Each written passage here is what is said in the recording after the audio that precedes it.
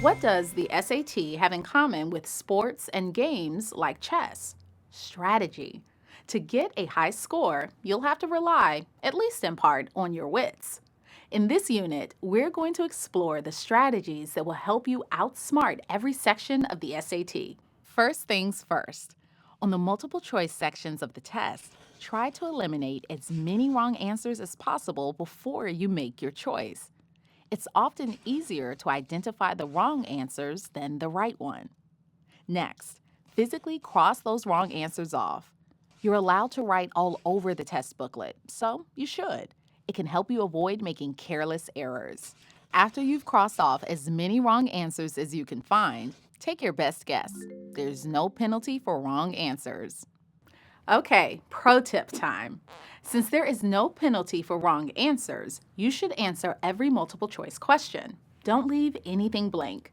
If you need to guess, don't waste time. Move on quickly to find more questions you do know how to answer. Now, let's do a little practice with an SAT problem. In the figure above, what is the slope of line F? You may not know the answer right off the bat, but if you know that a line that slopes downward must have a negative slope, then all the choices that aren't negative are wrong and can be eliminated. That means choices C and D are out of here. If you still don't know the answer, just guess and move on to the next question. Keep in mind that this rule doesn't fully apply to the student-produced response math questions. If you think you might know how to solve a student-produced response question, give it your best shot. You have nothing to lose. But don't guess randomly here. There are way too many possible choices, so if you're guessing randomly, you're just wasting time. A few more rules and strategies. Don't skip any multiple choice questions. If you're having trouble answering all the questions on the test in the given time, don't worry. That's normal. If time is running out and you still have questions waiting for answers, there's something you should do to try to boost your score. Guess randomly. If you have 30 seconds on the clock and a bunch of questions remaining, don't worry about reading the remaining questions or trying to answer them. You don't have enough time.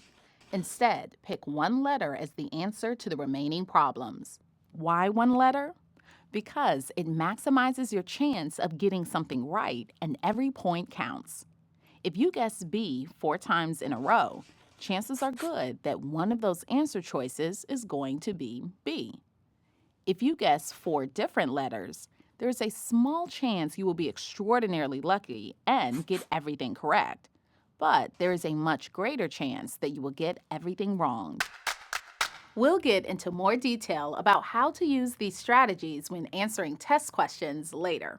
However, if you keep them in mind, you'll be able to earn points even when you're not 100% sure of the right answer. And that's a win.